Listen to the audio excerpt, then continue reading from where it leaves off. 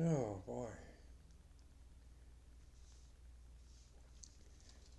Greetings. R. Frederick Riddle here with another episode of Christian News and Views. This is episode 57. We're moving right along. Today I have an update really on the California fires, and I want to cover that. And then there's another thing here about the Israel Hamas war that I want to touch on. And so let's get started. Uh, in this first article, it's a stronger winds threaten to spread LA fires. Now, I mentioned this in yesterday's episode about the fires and that they calmed down, the winds had calmed down, but they were expecting greater, stronger winds, and that did take place.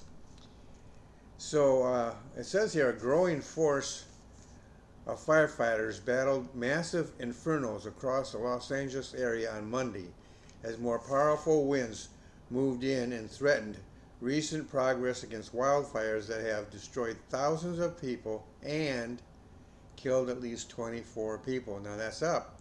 It started out at around 12 that we knew about, then it went to 16, now it's 24, and expected to continue to climb. So it talks about planes dousing homes and hillsides with bright pink fireproof chemicals.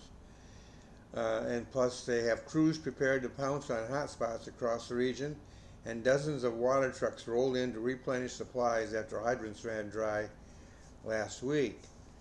So, one of the things that I saw on my phone uh, was a video of a plane flying down and getting right down to the water of the Pacific Ocean there, and I picked up water. How much water I don't know, but it just skimmed the surface of it, getting water, and then took off and to go and dump the water on the fire. It was rather unique to watch. The technology we have today, the things we're able to do is just always amazing. But moving on here, um, let's see. The LA County Fire Chief made this statement. He says, "We're absolutely better prepared um, than they were prior to that. They have because the reason they are is because so many crews have been coming in from across the country, and even from Canada and Mexico. So they've got a lot of. It looks like they have hundreds, if not thousands, of firefighters there." Uh, it was hurricane force winds propelled multiple fires across the parched brush filled region that hasn't seen rain in more than 8 months, so it was extremely dry. But the fire chief warned that the strong winds could prevent airplanes from fighting the blazes from above, just as they did last week. So the planes have the technology to get the water, but getting to the fire and being able to dump it right on the fire is probably a big problem because of the hurricane winds. They dump it and the wind just would blow it away. That's the way I'm interpreting it. It says here if winds reach 70 miles per hour, which is 112 uh, kph, which I'm not into the metric system, so I don't really know what that means. It's going to be very difficult to contain that fire. So he urged residents to have pets, documents, and other important items ready in case of evacuations. Other fire officials advised residents in high-risk areas to just leave home and not wait for formal evacuation orders if they sense danger. And so some people have actually done that, and that is a thing that is ongoing there. So I'm going to stop right there and make a little bit of an opinion here, and then I will read some more. Um, I'm not going to criticize the mayor or anyone else about their handling of this tragedy. There are other people out there who are doing that. They may have some stuff that they know. That they might be experts in it. I am not. I'm not an expert. So for me to critique their performance on that would be, it just would be a waste of time. Uh, you would have no reason to value what I have to say on it because I simply would be speaking from ignorance, and so I'm trying to avoid that. But rather, I'm personally, I've been impressed by how proactive they have been. Now, they may have made mistakes in the previous 8 months. I don't know. I don't know what they did. I don't know what they didn't do. But what they have done in bringing all these forces in to that area from Mexico, United States, Mexico, and Canada to fight that fire, to bring the latest technology and using planes and other things to fight that fire. It has been, to me, a proactive approach. And they're not only fighting the fire, but they're trying to help other people who haven't been touched by the fire yet to prepare for, maybe to get ready to have to evacuate. It seems to me that they have a very proactive approach going on here, and that is good to see. I don't care if you're Republican, Democrat, whatever your politics are. Uh, this is a tragedy by any measure, and so I don't feel comfortable in criticizing the mayor or anyone else. I do feel comfortable in praising them for what they have done. And so there may be things that come out in the future that will be, they should have done this, they should have done that. Well, I'll leave that up to the experts, and if I feel necessary, I may even comment on it. But as it stands right now, I'm impressed. This has been a tragedy building for 8 months, according to this article.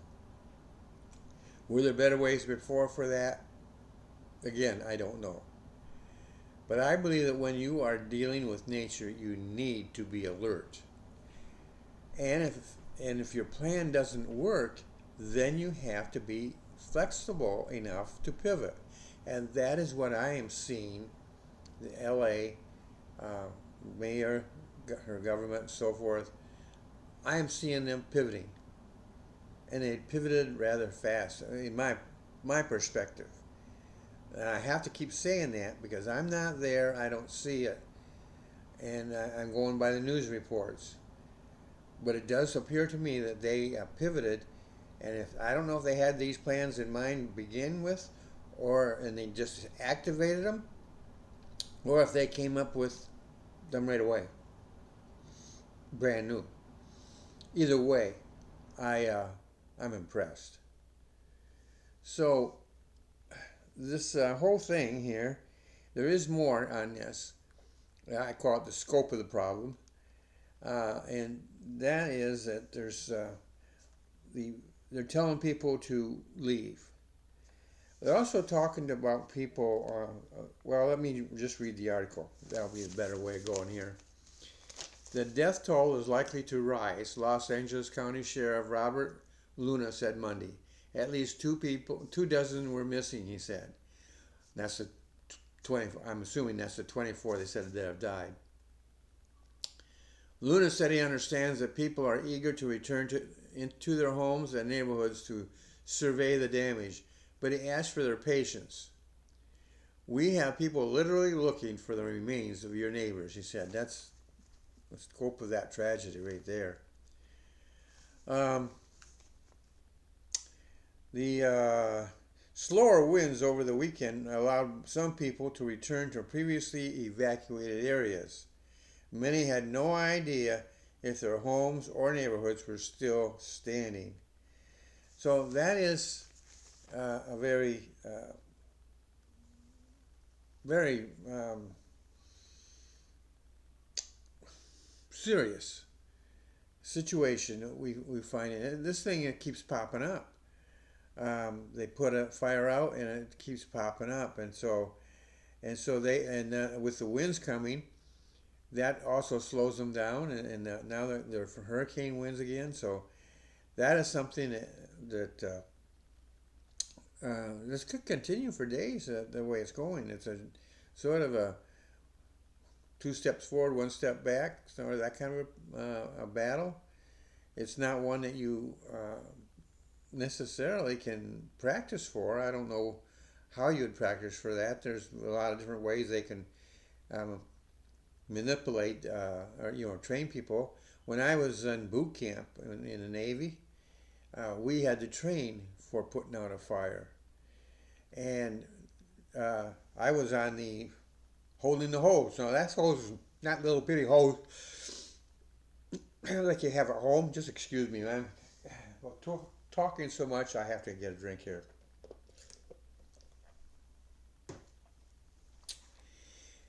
Anyhow, it wasn't some little bitty hose. It was about when the water was going through it. It was about this big around, perhaps maybe bigger.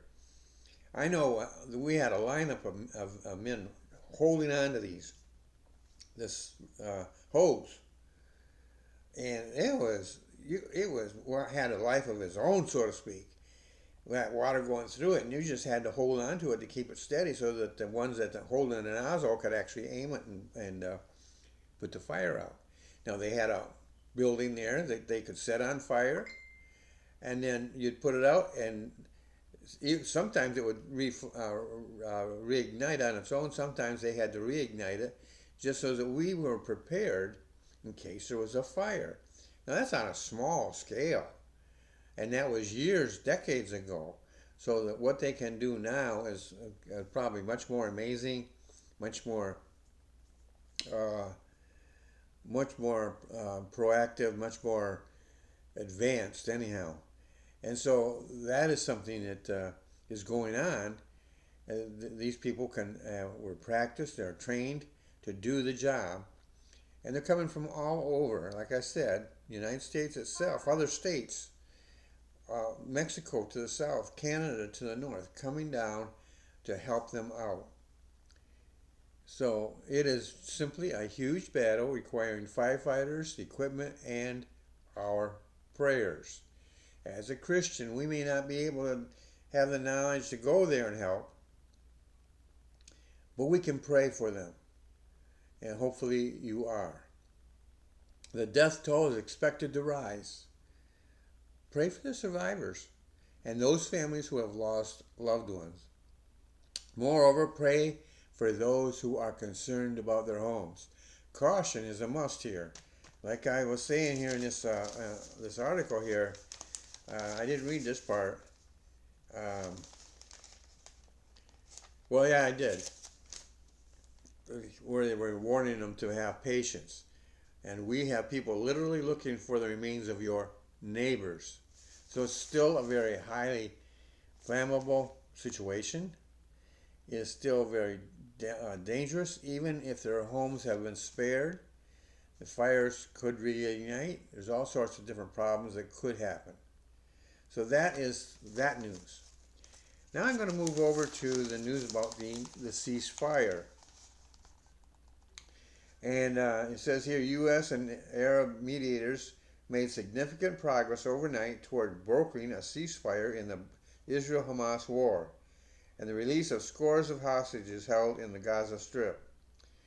That a deal hasn't been reached yet. It hasn't been reached, and there have been other times in which they've thought there was a deal and they've fallen through. So until you have that in place, you don't have a deal. And even after it's placed, history teaches you the Hamas especially cannot be trusted because they will make an agreement and then violate it.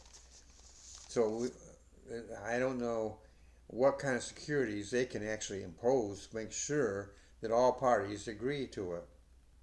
But they haven't even made an agreement yet. They spoke, let's see, a U.S. official briefed on the negotiations said all sides are closer than we've ever been, but it could still fall apart. The officials declined to predict the timing of a potential agreement because he said it is too uncertain, with multiple moving parts still in play. And so this is something that needs our attention. Um, This says here that mediators from Qatar had put renewed pressure on Hamas to accept the agreement, while U.S. President-elect Donald Trump's envoy, Steve Witkoff, was pressing the Israelis. Witkoff recently joined the negotiation and has been in the region in recent days. The person said here now, an Egyptian official said there had been good progress overnight, but it would likely take a few more days, and the sides were aiming for a deal before Trump's inauguration on January 20th. So I am pleased that President-elect Trump has gotten involved in this. That should be a good thing. That brings not his personal knowledge necessarily. My knowledge has never been a firefighter, but he has people who he can tap. And this Woodcock is apparently somebody who he tapped and say, I need to know what's going on. I need to know how we can help and what you think. I want you to be my eyes and ears on the ground. No, that's not in the article. I'm saying that because I think and that's how Trump would react. He wants to have the best information he can get, and then he's going to put out there, or through his envoy, some ideas and have a good impact on it. So, and then the goal of reaching a ceasefire even before he takes inauguration is also a good thing. Reminds me of when President Reagan took office, and there was prisoners Iran had, U.S. prisoners, and he negotiated their release before he was inaugurated. I believe he announced it at his inauguration. And so that is something that is good. That is being very proactive on his part. Apparently Biden, as he is still the president, is allowing him to participate on this level. And that is good. And it's good to see the outgoing and the incoming agree on some things. They're not always going to agree. It's not always, historically in our nation, it has not always been that smooth. And it hasn't been all that smooth this time around with some of the things Biden's been doing. But in this particular case, it's good that Trump is being able to be involved in that. And so that is the news for the day. Well, I do want to say this. That this war that's going on over there, it must be remembered that this war didn't start recently. It didn't start a year ago or 2 years ago. It didn't start when the Arabs came over and assassinated and killed and tortured people, Israelis and Americans. That is just the latest battle. This you have to go back into history, all the way back to Abraham, Isaac, and Jacob. That is in that time period when all this got started. It's been a battle up and down, off and on, for centuries. And the only one who's ever going to bring about peace is Jesus Christ when he returns. In the meantime, trying to strive for peace here and now, while it may not be fully achieved, it is something well worth working for, to save lives, property, and so forth. And so we want to avoid wars if we can. We want to if a war does break out, we do want that war to be brought to a proper close. Just so that you understand that from a Christian viewpoint, we go by the Bible, then this is not, they may solve this particular battle, they may resolve these issues that are on the table right now, but as far as the war itself, it's going to continue on until the return of Christ. So hopefully you have enjoyed this today, this episode, and hopefully you enjoy every episode that I put out. And so if you do like this channel, if you do like listening to my viewpoint, my take on the news items of the day, then why not subscribe right down below? By subscribing, you not only ensure that you have access to both my podcasts, Christian News and Views, which is what you're watching right now, and becoming a published author is fun, is content that I put out there, free content to help you now. Um, I, you may not be yourself interested in being an author, but you might know somebody, and I would encourage you to put them into that, because that will introduce you to knowledge, or introduce them to knowledge about writing that's free. It's just surface stuff. I have a course which I teach, and I go much deeper. I have a ministry to actually take and apply those principles and do the work for you. And so those are things those cost money, but this is free.